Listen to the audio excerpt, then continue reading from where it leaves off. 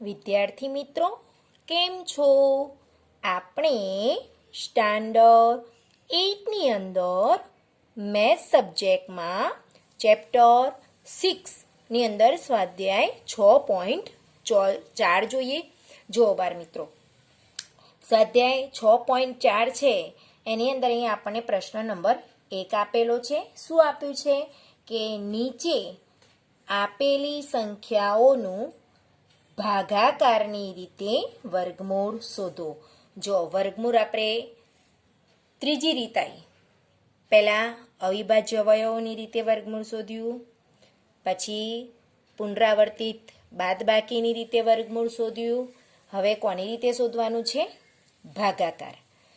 બરાબર. અહીંયા હું એક તમને રકમ આપું છું, 2304. ભાગાકારની રીતે વર્ગમૂળ શોધવાનું છે. બરાબર. કોની રીતે? ભાગાકારની રીતે. હવે અહીંયા તમારે પહેલાં શું કરવાનું? જે સંખ્યાઓ આપી હોય ને એને તમારે બે બેની જોડી બનાવી દેવાની. શું કરવાની? બે બેની જોડી બનાવી દેવાની. બરાબર. કઈ બાજુથી? જમણી બાજુથી એકમથી બનાવવાનું. ક્યાંથી બનાવવાનું? એકમથી બનાવવાનું.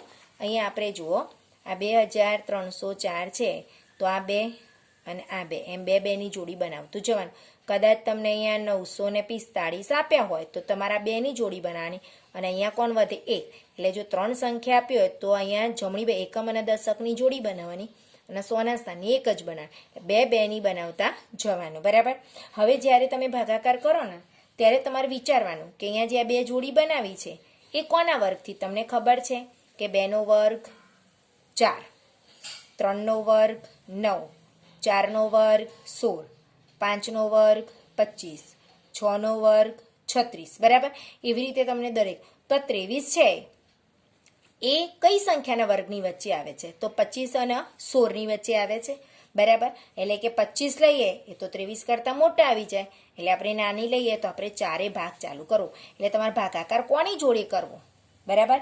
ભાગાકાર કોની જોડે કરવો એ તમારે પહેલાં શોધવું પડે. એ તમને કીધું ના હોય એટલે તમારે જોવાનું કે જે અહીંયા બે સંખ્યાઓ છે એ કઈ સંખ્યાઓના વર્ગથી થાય છે. બરાબર. હવે 25 અને 16ની વચ્ચે આવે તો આપણે 16 લેવાય, 5 ભાગ ચલાવાય નહીં, કારણ કે 23 છે એ 25 કરતાં મોટા છે. બરાબર.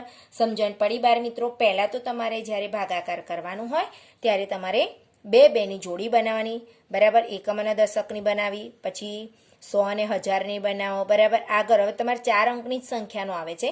જો 5 અંકનું આવે તો જે છેલ્લી સંખ્યા હોય એને 1 રાખવાની. બરાબર ને? અહીંયા 3 છે તો પહેલા બેની જોડી બનાવી અને ત્રીજી છે 1 રાખવાની. હવે તમારે ભાગાકારની શરૂઆત કઈ સંખ્યાથી કરવી એ તમારે જોવાનું કે હવે આ 9 છે એ કોના? 3 તારી 9, એટલે તમે 3 ભાગાકાર કરી શકો. બરાબર. એટલે કોની જોડે ભાગાકાર કરવો એ તમારે ધ્યાન રાખવું પડે. બરાબર. આના આધારે નક્કી કરાય.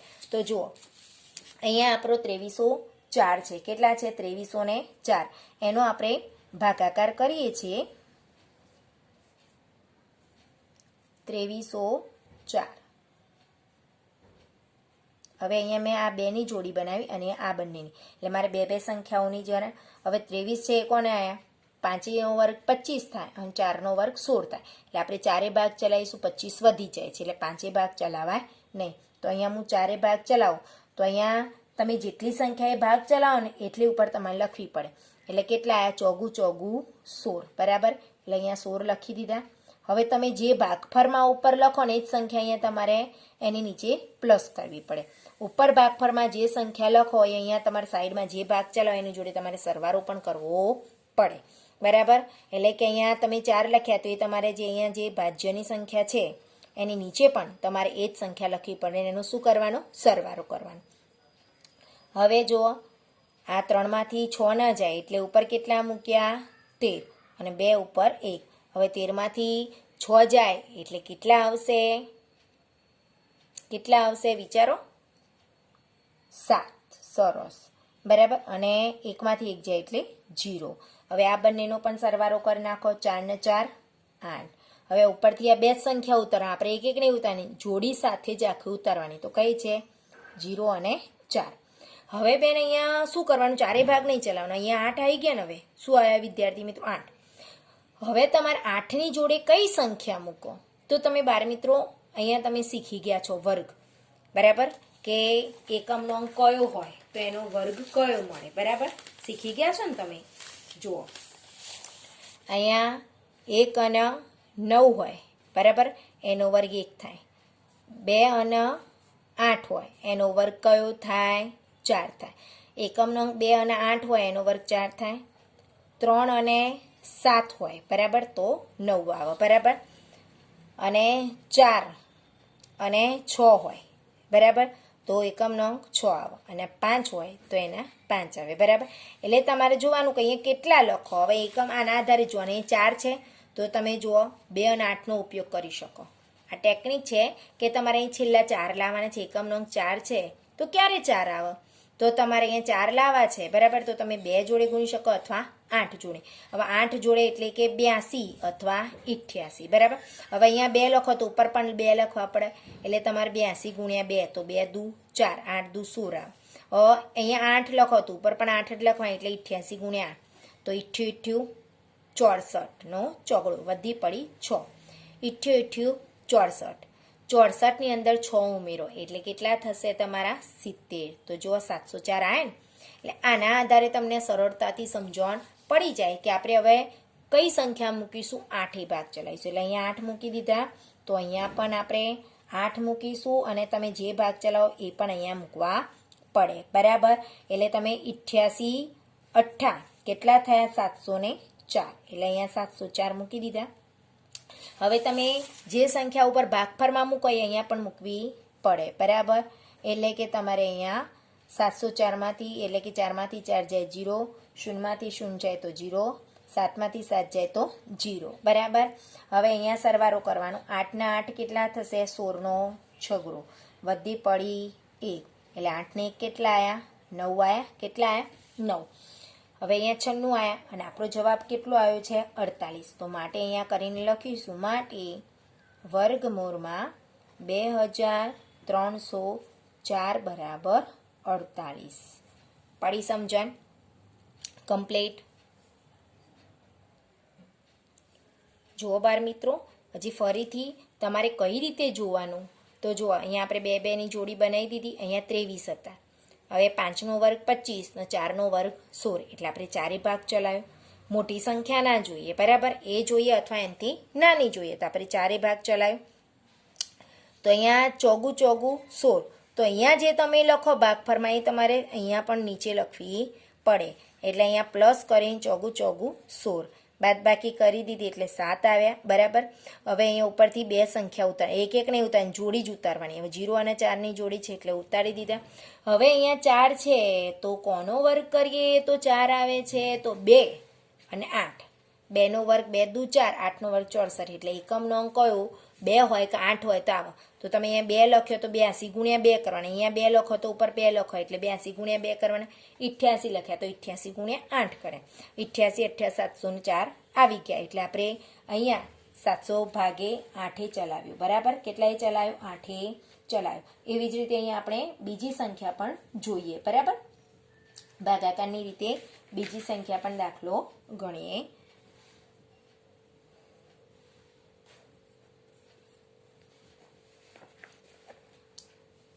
$529 છે.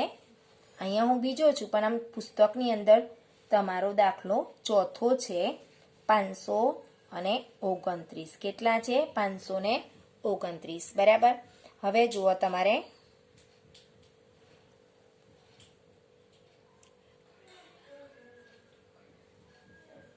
$529. બરાબર, હવે જો અહીંયા આપણે પહેલાં જોડી બને, એકમ અને દશકની જોડી બની કે 2 2ની જ બનાવવાની. હવે અહીંયા 5 એકલા આવ્યા. બરાબર, તો આપણે 5.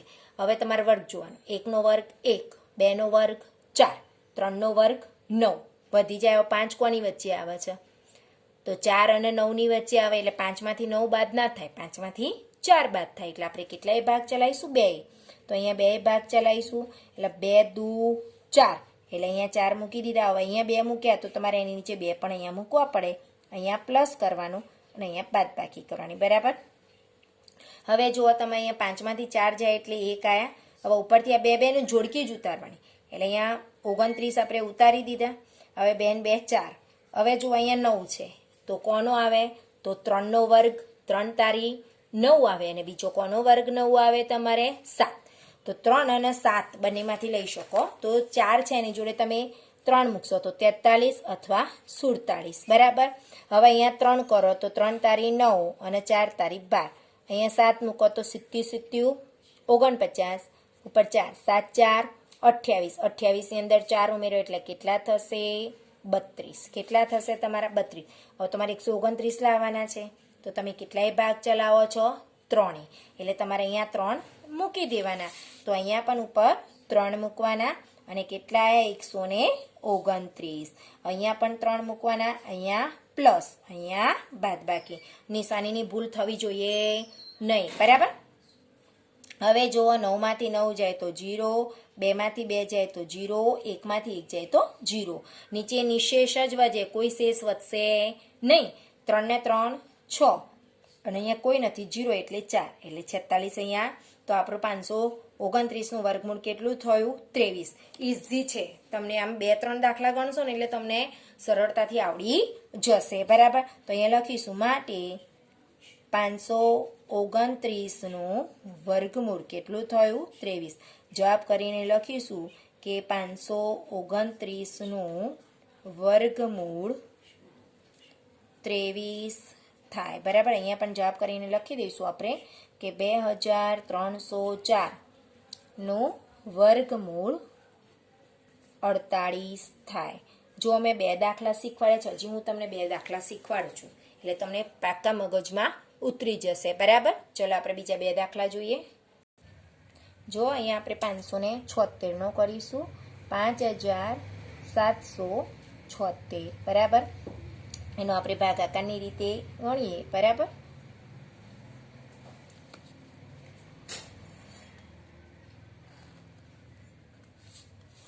હવે અહીંયા આપણે પહેલા જૂથ બનાવી દઈશું. આ 76નું એકમ અને દશકનું, અને અહીંયા 57નું. બરાબર. જૂથ બનાવી દીધું.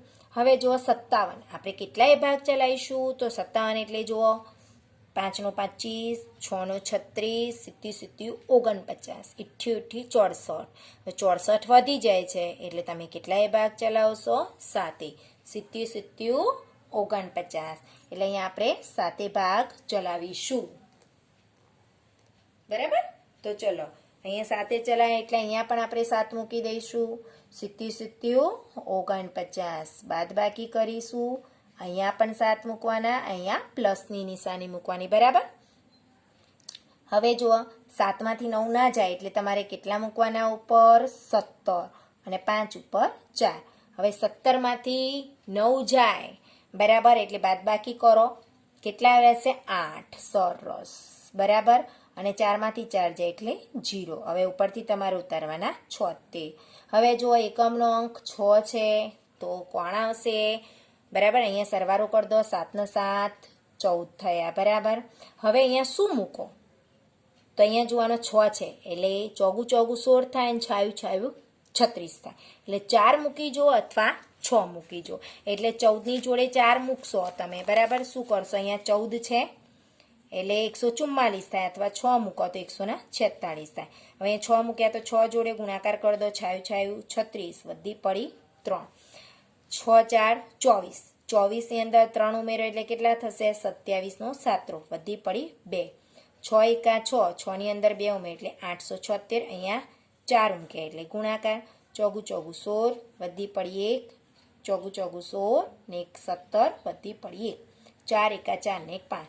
આપણે કેટલા લાવવાના છે? 876 છે. કેટલા છે? 876. બરાબર. તો કેટલાય ભાગ ચલાયો?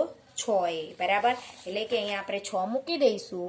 તો અહીંયા 6 મૂકીએ તો ઉપર પણ ભાગફળમાં 6 મૂકવાના, અને અહીંયા પણ 6 મૂકવાના. બરાબર. અને અહીંયા કેટલા મૂકવાના? 876. એટલે 146 છંગ 876 થાય. હવે 6 માંથી 6 જાય એટલે 0, 7 માંથી 7 જાય એટલે 0, 8 માંથી 8 જાય એટલે 0. અને અહીંયા સરવાળો કરો. 6 ની અંદર 6 ઉમેરો કેટલા થશે? 12, વધી પડી 1. 4 ને 1 5, અને અહીંયા 1 એટલે કેટલા આવ્યા? 152. કેટલા આવ્યા આપણા? 152 આવ્યા. અને અહીંયા કેટલો આવ્યો? 76. કેટલો આવ્યો? 76. તો અહીંયા આપણે લખીશું કે વર્ગમૂળ કેટલું થયું કોનું 5776 બરાબર 76 બરાબર જવાબ કરીને લખીશું 5776નું વર્ગમૂળ 76 થાય બરાબર. હવે તો તમને બાળમિત્રો કમ્પ્લીટ સમજણ પડી ગઈ હશે બરાબર. હજી હું એક દાખલો તમને ગણાવી દઉં. 10મો દાખલો છે. કયો? 10મો દાખલો છે બરાબર 1024. કેટલા છે? 1024. તો અહીંયા આપણે લખીએ છીએ 1024નો ભાગાકારને 1024 બરાબર. અહીંયા બે સંખ્યાઓ, આ બે સંખ્યાઓને આપણે જૂથ બનાવી દીધું બરાબર. હવે અહીંયા જુઓ 10 છે, કેટલાય ભાગાકાર કરશો? 24 1024નું કોની જોડે? તો જુઓ 2નો વર્ગ 4, 3નો વર્ગ 9, 4નો વર્ગ 16. તો તમે કેટલાય ચલાવશો? 16 તો મોટા થઈ જાય એટલે 3 એ સરસ.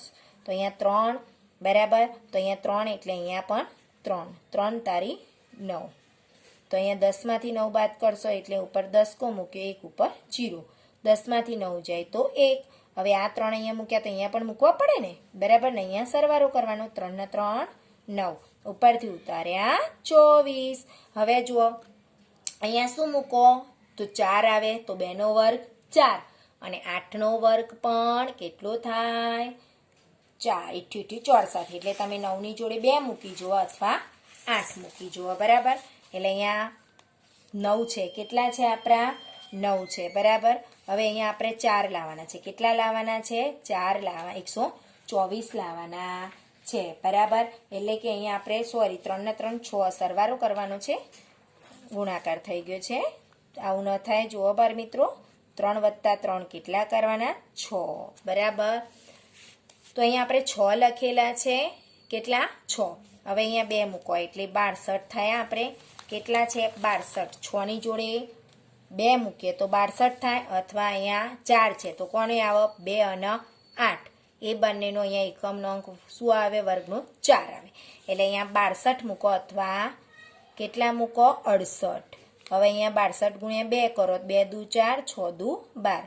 8 મૂક્યા તો 8 જોડે ગુણાકાર 64નો ચોગડો વધી પડી 6. હવે 8 6 48. 48ની અંદર 8 ઉમેરો એટલે કેટલા થશે? બોલો બોલો. 56. સરસ. આપણે તો 124 લાવવાના છે એટલે કેટલાય ભાગ ચલાવ્યો? 2 બરાબર. એટલે કે અહીંયા 2 મૂકીશું તો અહીંયા પણ 2 મૂકવા પડે અને અહીંયા પણ 2 મૂકવા પડે અને અહીંયા પ્લસ અને 62 દુ 124 થાય બરાબર. તો હવે શું કરવાની? બાદબાકી. 4માંથી 4 જાય 0, 2માંથી 2 જાય 0, 1માંથી 1 જાય તો 0 અને 2 2 4 બરાબર અને 6 ના 6. એટલે કેટલા? 62ની અંદર 2 ઉમેરે એટલે કેટલા થયા? 64 થયા. કેટલા થયા? 64 થયા બરાબર.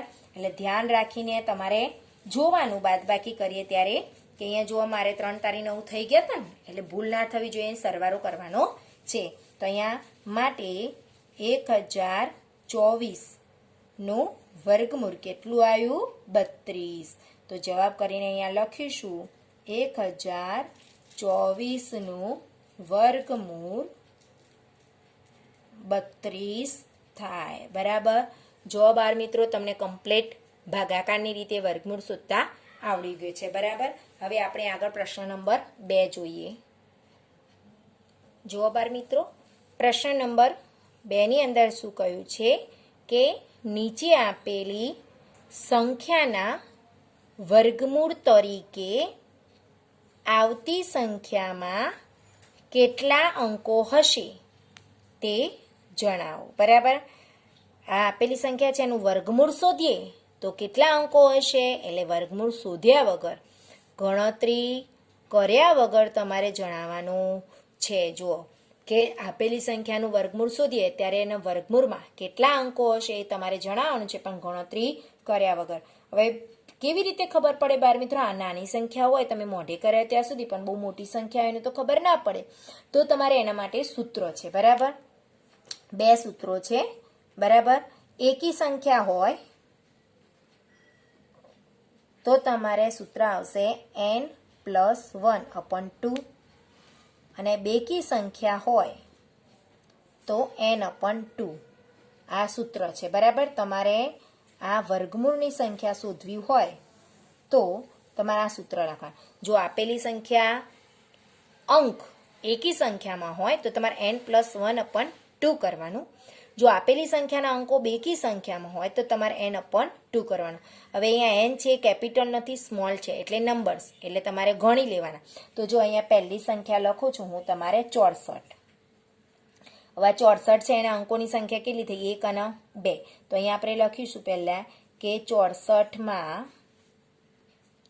અંકોની સંખ્યા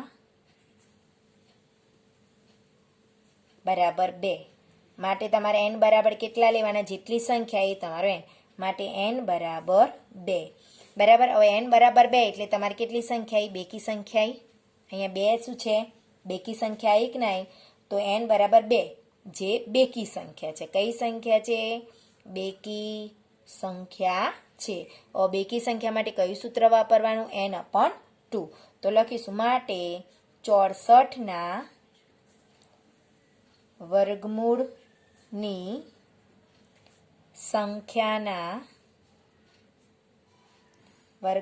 સંખ્યામાં અંકોની સંખ્યા બરાબર કયું સૂત્ર લાગીશું બેકી માટે? n/2.